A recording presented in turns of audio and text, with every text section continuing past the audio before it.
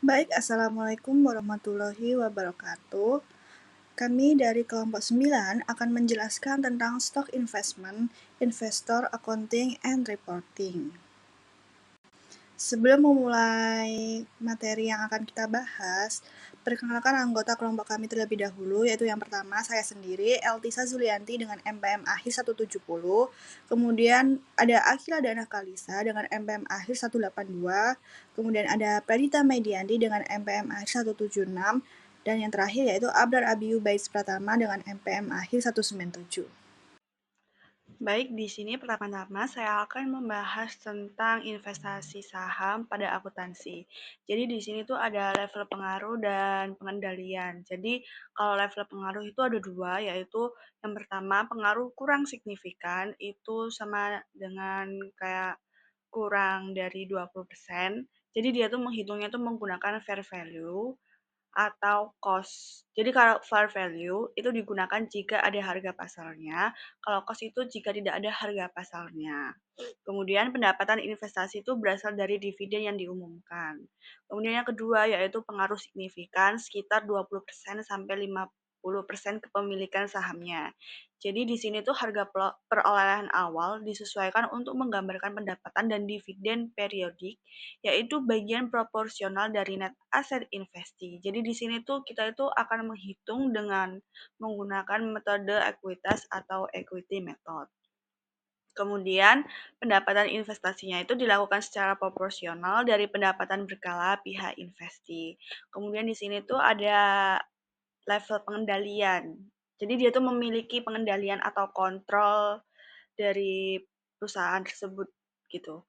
Kemudian dia tuh sahamnya, kepemilikan sahamnya itu sekitar lebih dari 50%. Jadi dia tuh menghitungnya tuh menggunakan consolidated financial statement. Nah, di sini kita itu akan membahas tentang fair value atau cost sama metode ekuitas. Oke, kemudian lanjut. Jadi indikator ketidakmampuan untuk menggunakan pengaruh.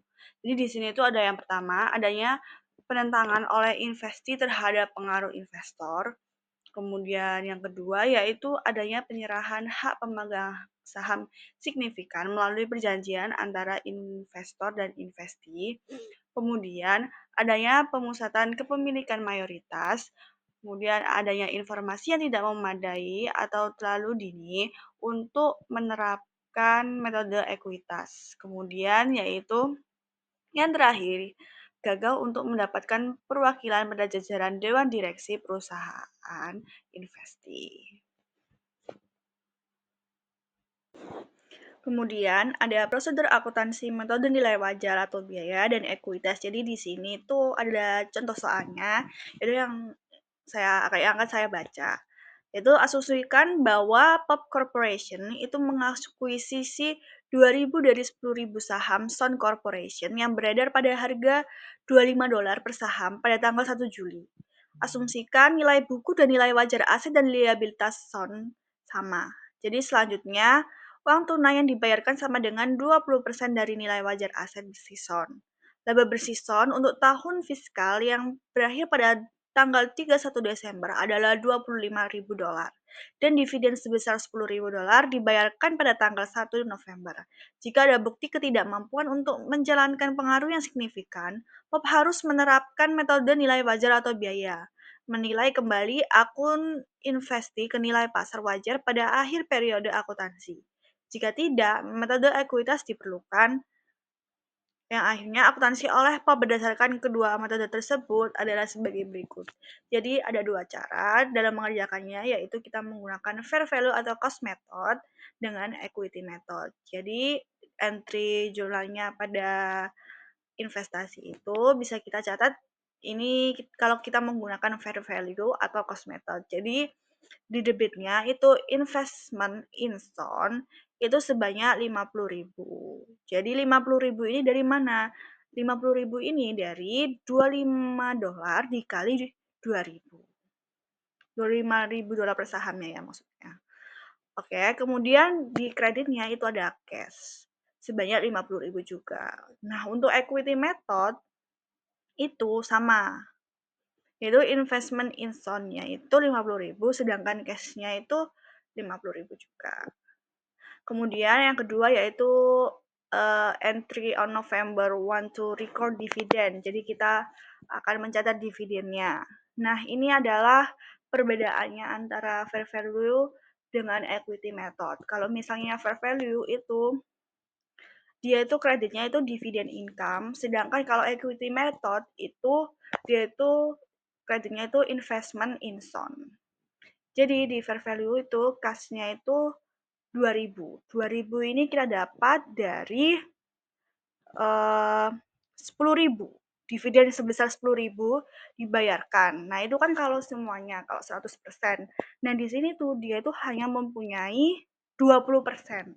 Yang artinya 10.000 dikali 20% itu 2.000. Jadi kasihnya itu 2.000, kemudian dividen income-nya itu di kreditnya, seperti yang saya jelaskan sebelumnya, itu bawah fair value itu menggunakan dividen income. Kreditnya sebanyak 2.000. Sedangkan kalau equity method itu cashnya sama 2.000, tapi nama jurnal di kreditnya itu menjadi investment in stone sebanyak 2.000 juga. Oke, selanjutnya yaitu entry on December 31 di recognized earnings. Jadi kalau di fair value itu tidak ada karena kita asumsikan bahwa sahamnya itu tidak ada harga pasarnya atau harga wajarnya gitu. Jadi sama aja dengan nilai $25 per share-nya ini. Namun kalau equity method itu kita tuliskan sebagai investment in nya sebanyak 2.500. 2.500 ini dari mana sih? 2.500 ini dari 25.000 dikali setengah tahun kali 20%. Kemudian yang akhirnya menghasilkan 2.500. Jadi kreditnya itu income from son sebanyak 2.500 juga. Baik, selanjutnya saya akan menjelaskan dari lanjutannya yang tadi, yaitu berdasarkan metode nilai wajar atau biaya, POP itu tuh mengakui pendapatan sebesar $2.000 dan melaporkan investasinya di SON pada biaya $50.000 pada tanggal 31 Desember. Jadi berdasarkan metode ekuitas, POP itu mengakui pendapatan sebesar $2.500 dan melaporkan investasinya di SON pada $50.500 pada tanggal 31 Desember. Jadi berikut ini adalah ringkasan ekuitas akun investasi metode ekuitas. Jadi tanggal 1 Juli itu ada inisial cost-nya sebanyak $50.000. Kemudian pada tanggal 1 November itu ada dividen yang diterima sebanyak $2.000. Nanti ini akan dikurangi. Kemudian di tanggal 31 Desember itu ada recognize 20% of SON net income dalam 6 bulan sebanyak 2.500. Jadi di tanggal 31 Desember ini total akhirnya itu sebanyak 50.500. Kemudian selanjutnya yaitu akhirnya itu melebihi melebihi ekuitas sebesar $1.500 dalam pendapatan SON. Jadi sehingga kelebihan sebesar 500 ini akan dianggap sebagai pengambilan modal dan dikreditkan ke akun investasi di SON. Jadi dengan asumsi bahwa POP itu mencatat uang tunai sebesar 2.000, kemudian yang diterima pada tanggal 1 November sebagai pendapatan dividen.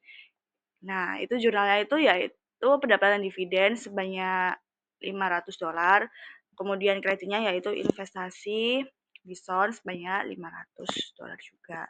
Jadi notnya itu di sini itu untuk menyesuaikan pendapatan dividen dan akun investasi untuk dividen yang diterima melebihi laba. Baik, selanjutnya saya akan melanjutkannya lagi, yaitu entry ini tuh mengurangi pendapatan dividen menjadi bagian POP sebesar $1.500 dari pendapatan yang diperoleh. Jadi setelah 1 Juli dan mengurangi investasi di SON menjadi 49.500. Jadi basis nilai wajar atau biayanya itu untuk investasi tersebut. Nah, jika setelah dividen likuidasi, saham yang diklasifikasikan sebagai sekuritas yang tersedia untuk dijual itu memiliki nilai wajar sebesar 60.000 pada 31 Desember. Jadi jurnalnya itu yaitu allowance to adjust available for sales security mark-to-market value atau penyisian untuk menyesuaikan sekuritas yang tersedia untuk dijual dengan nilai pasar sebanyak 10.500. Jadi 10.500 ini dari mana sih? 10.500 ini dari 60.000 dikurangi 49.500. Kemudian dengan akun kreditnya itu yaitu unrealized gain on available for sale securities atau yang belum direalisasi atas sekuritas yang tersedia untuk dijual sebanyak 10.500 juga. Jadi keuntungan yang belum direalisasi atas sekuritas yang tersedia untuk dijual dimasukkan dalam pelaporan pendapatan komprehensif lain untuk periode tersebut. Baik, selanjutnya saya akan menjelaskan tentang konsekuensi ekonomi penggunaan metode nilai wajar atau biaya dan ekuitas. Jadi metode akuntansi yang berbeda atau nilai wajar, biaya dan ekuitas itu menghasilkan jumlah dan jumlah pendapatan yang berbeda dalam laporan laba rugi. Jadi ketika investor itu dapat secara signifikan mempengaruhi atau mengendalikan operasi investasi, termasuk deklarasi dividen. Jadi menurut nilai wajar atau biaya tidak dapat diterima dengan mempengaruhi atau mengendalikan keputusan dividen investasi. Eh, eh maaf. Jadi atau mengendalikan keputusan dividen investasi. Jadi investor itu dapat memanipulasi pendapatan investasi yang dilaporkan. Baik, selanjutnya akan dijelaskan oleh rekan saya. Baik, selanjutnya saya akan menjelaskan tentang metode ekuitas. Apa sih metode ekuitas itu? Metode ekuitas sering disebut sebagai one line consolidation, karena investasi dilaporkan dalam satu baris di neraca investor dan pendapat investasi dilaporkan dalam satu baris laporan laba rugi investor. Kemudian, konsep ini memastikan bahwa laba bersih dan ekuitas pemegang saham investor sama antara laporan keuangan induk yang menggunakan metode ekuitas dan laporan keuangan konsolidasi penuh. Nah, ketika kepemilikan lebih dari 50%, metode ekuitas ini masih dapat digunakan sebelum konsolidasi penuh dilakukan. Namun, jika kepemilikan hanya antara 20 sampai 50%, metode ekuitas menjadi standar yang menggantikan metode nilai wajar. Kemudian ada equity investment at acquisition. Di sini ada contohnya. Diasumsikan bahwa Pump Company membeli 30% saham dari Sun Company pada tanggal 1 Januari dan dibayar secara cash sebanyak 2 juta dan ditambah 200.000 saham dari Pump Company dengan harga 10 par dengan market value-nya 15 dolar per saham. Nah, kemudian ada biaya untuk registrasi saham sebesar 50.000 dolar dan 100.000 dolar untuk biaya consulting dan advisory. Nah, baik, selanjutnya akan di jurnal untuk mengakuisisi 30% investasi ekuitas di Sun Company ini. Yang pertama ada sisi debit yaitu investment in Sun, totalnya 5.000. 5.000 ini didapat dari 2.000 ditambah 3.000. Dan untuk di sisi kreditnya ada common stock, totalnya 2.000 dolar dan cashnya 2.000 dolar. Nah, sehingga additional paid in capitalnya ini 1.000 didapat dari 5.000 dikurangi common stock 2.000 ditambah cash 2.000 sehingga 5.000 dikurangi 4.000 jadi 1.000 kan. Nah, kemudian selanjutnya untuk mencatat additional direct cost of purchasing the 30% equity interest in Sun. Untuk di sisi debitnya ada investment expense totalnya 100.000 dolar dan additional paid in capitalnya totalnya 40.000 dolar sehingga total cashnya di kredit yaitu 150.000 dolar. Kemudian ada cost or book value assignment. Nah, di sini saya akan menjelaskan satu-satu yang dipaparkan. Jadi cashnya untuk book value-nya 1.500 dolar, fair value-nya 1.500 dolar. Untuk receivable net-nya book value-nya itu 2.200 dolar, fair value-nya 2.200 dolar. Inventories-nya itu 3.000 dolar di book value dan di fair value-nya 4.000 dolar. Other current asset ada 3.300 dolar untuk book value dan 3.100 dolar di fair value. Equipment-nya di book value 5.000 dolar dan fair value-nya itu 8.000 dolar. Total aset untuk book value yaitu 15.000 dolar dan fair value-nya itu 18.800 dolar. Nah, account payable book value-nya itu 1.000 dolar, fair value-nya 1.000 dolar, net note payable-nya itu untuk book value $2.000, fair value-nya $1.800. Untuk common stock ini hanya di book value dengan total $10.000 dan retained earnings juga ada di book value aja, totalnya $2.000, sehingga total liabilitas and stockholder equity-nya untuk book value $15.000 dan untuk fair value-nya hanya $2.800. Kemudian PEM company ini menginvestasikan 30% di Sun Company. Jadi untuk mencatatnya itu gini, investment in Sun totalnya kan 5.000. Terus ada book value of the interest acquired 30% dikali 12 juta atau $12.000. Nah, 12.000 ini didapatkan dari aset lancar dari book value atau total asetnya, yaitu $15.000 dikurangi oleh liabilitas book value. Nah, liabilitasnya ini terdiri dari account payable dan not payable dengan total 3.000. Jadi 15.000 dikurangi 3.000 itu sama dengan $12.000. Nah, $12.000 ini dikalikan 30%, jadi menghasilkan $3.600. Nah, 5.000 dikurangi $3.600 itu adalah selisih nilai buku dan nilai wajar, yaitu sebanyak sejumlah 1.400. Nah, 1.400 ini harus didistribusikan ke inventories, other current asset, equipment, dan not payable. Nah, di inventories tersendiri itu pembagiannya jadi gini, di investment itu ada fair value dengan harga $4.000 dikurangi book value-nya $3.000, hasilnya kan 1.000 ini dikalikan 30% sehingga menghasilkan $300.000. Kemudian ada current asetnya ini kan fair value 3.100 dikurangi book value-nya 3.300 menghasilkan minus 200.000 ya, dikali 30% menjadikan minus $60.000. Kemudian ada equipment, totalnya 8.000 dikurangi 5.000, $3.000 dikali 30% sama dengan $900.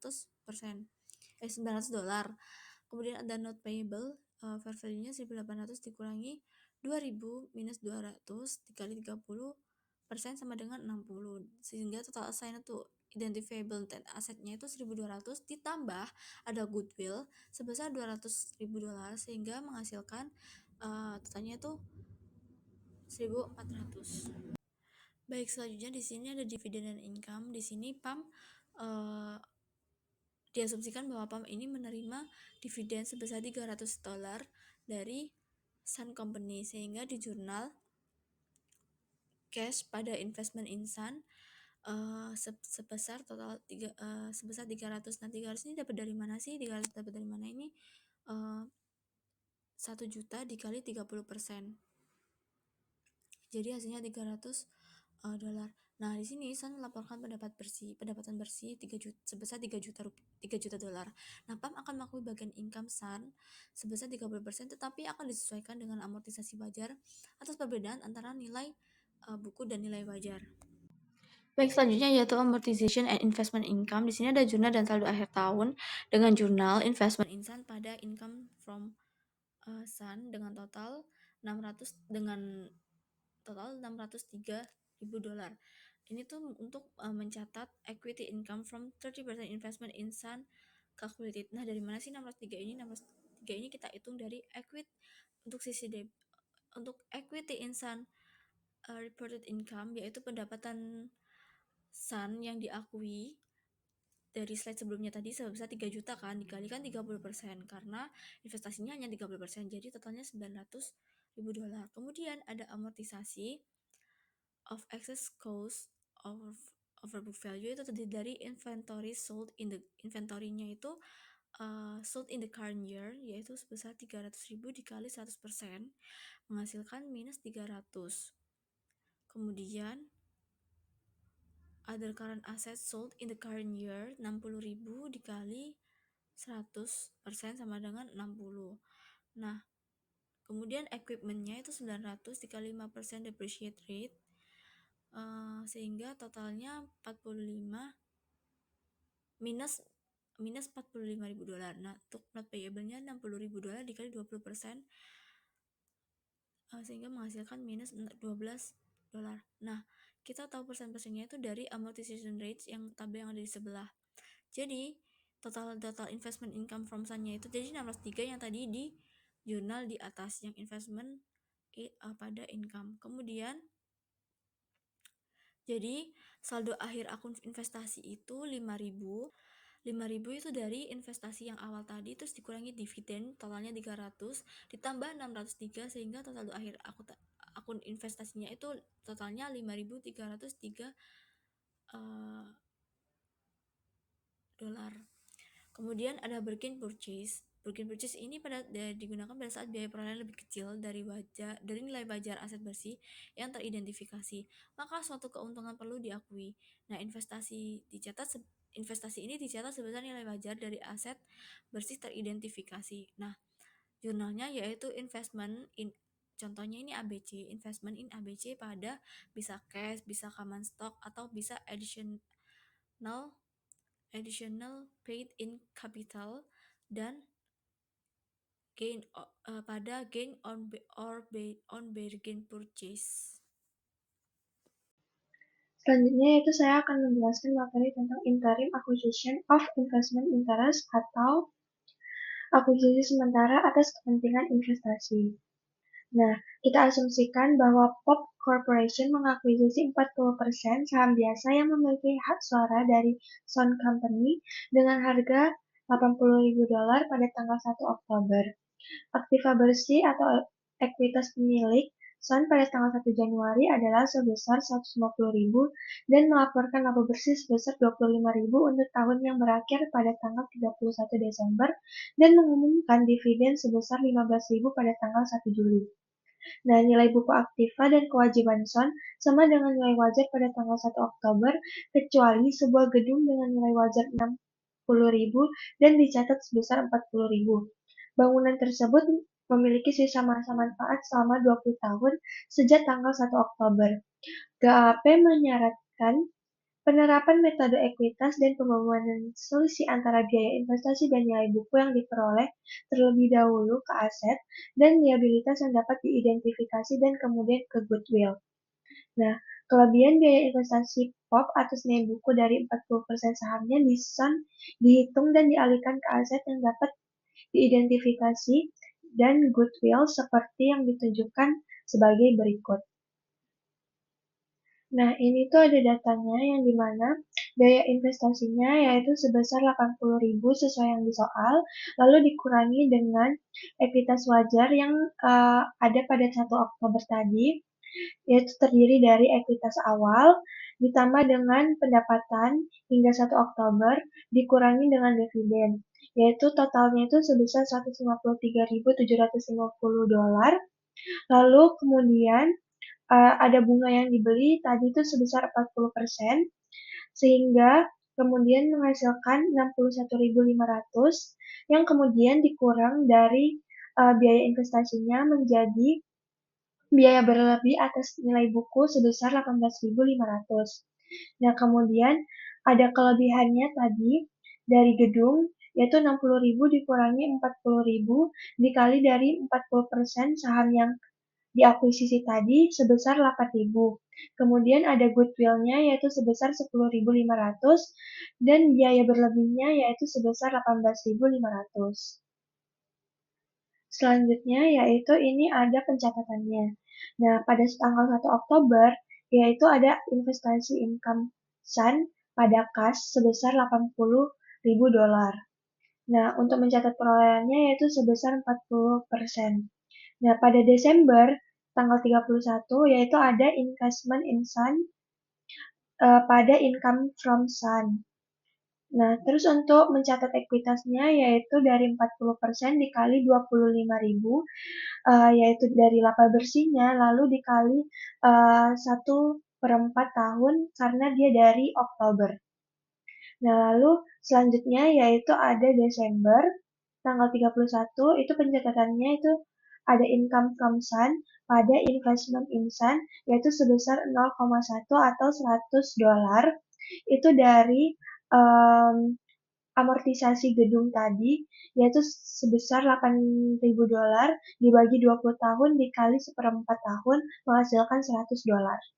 Lalu kemudian yaitu ada laporannya.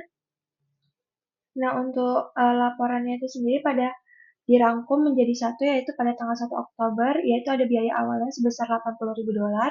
Pada tanggal 31 Desember yaitu ada 40%, pencatatan 40% dari laba bersih untuk seperempat tahun yaitu sebesar $2.500,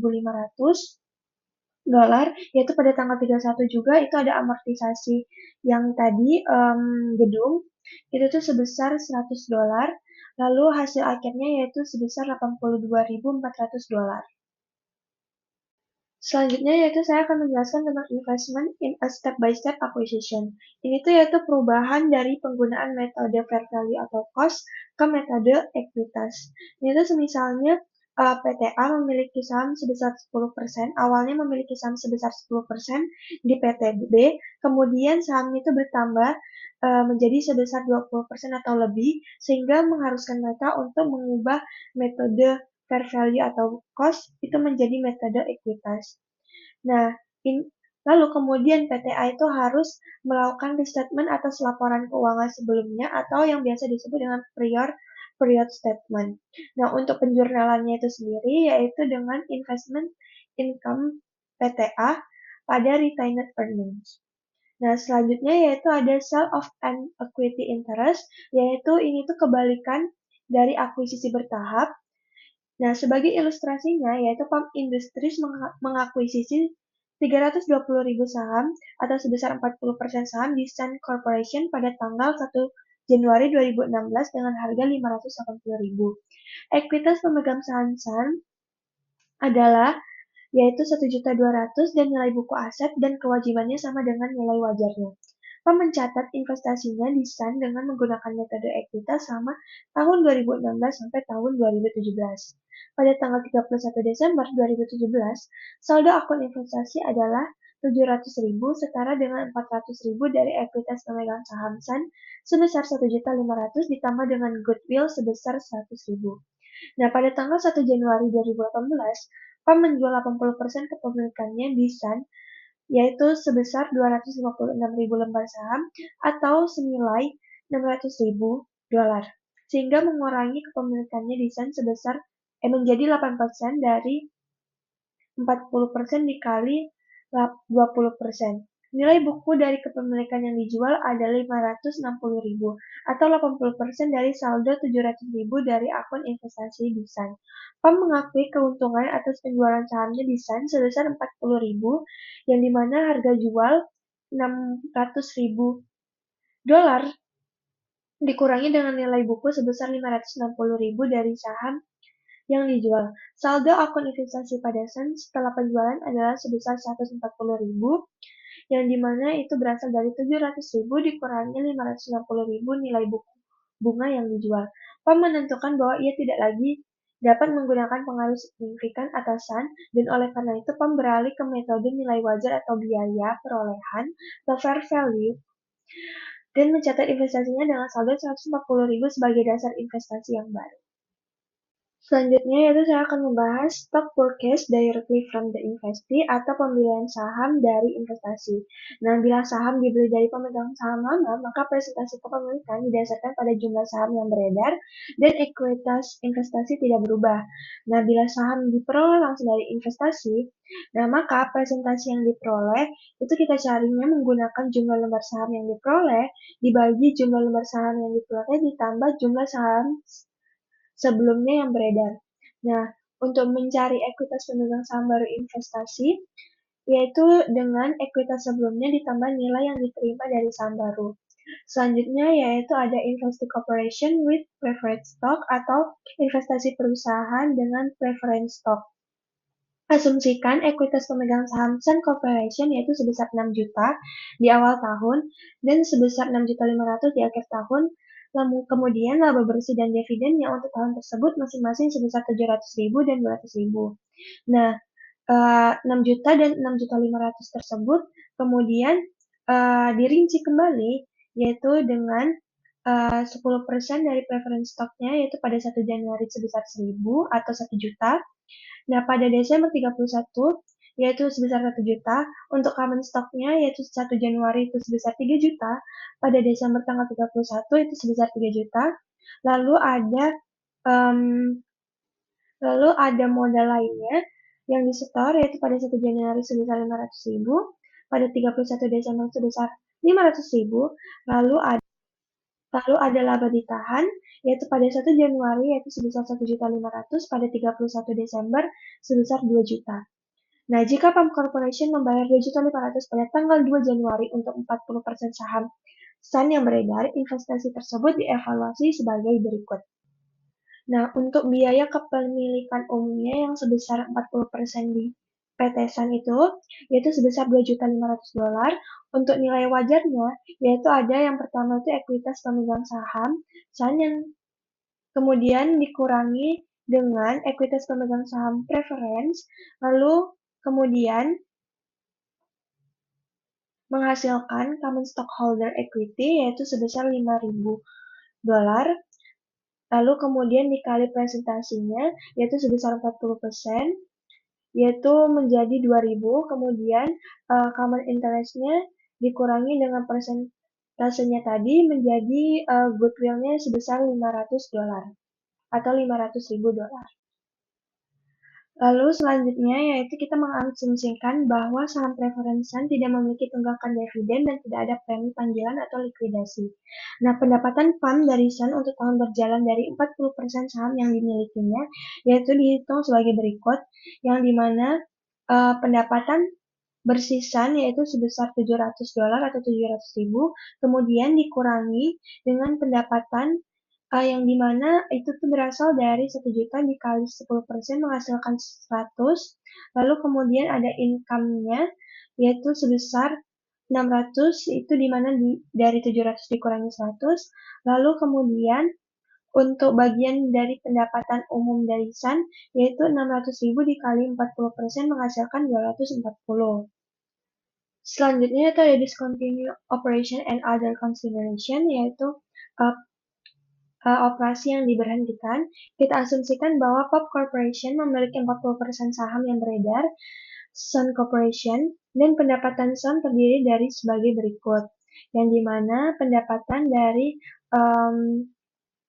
operasi yang dilanjutin itu sebesar $500, lalu dari operasi yang dihentikan yaitu sebesar $50. Nah, maka pendapatan bersihnya yaitu sebesar 450. Kemudian untuk pencatatan pendapatan investasinya dari SUN itu tuh sebagai berikut, yaitu seperti investment income SUN sebesar 180, lalu ada discontinued operation atau operasi yang diberhentikan sebesar 20 pada income from SUN sebesar 200. Nah, lalu POP melaporkan pendapatan sebesar 200.000 dari SUN sebagai pendapatan investasi dan melaporkan kerugian operasi yang dihentikan sebesar 20.000 beserta operasi yang dihentikan yang mungkin dimiliki POP selama tahun tersebut. Keuntungan atas pelepasan segmen bisnis oleh investasi akan diperlakukan dengan cara yang sama. Baik, selanjutnya di sini ada testing goodwill for impairment. Jadi yang pertama di sini ada recognizing and measuring impairment process. Jadi itu di mana uji penurunan goodwill itu merupakan proses 2 langkah yang dimana perusahaan harus terlebih dahulu membandingkan nilai tercatat atau nilai bukunya dengan nilai wajar semua aset dan liabilitas pada tingkat unit laporan bisnis. Jadi nilai tercatat mencangkup jumlah goodwill untuk tujuan penerapan standar GAAP. Yang dimana jika nilai wajar unit pelaporan melebihi nilai tercatatnya, goodwill tidak mengalami penurunan nilai. Tidak diperlukan tindakan lebih lanjut untuk penanganannya.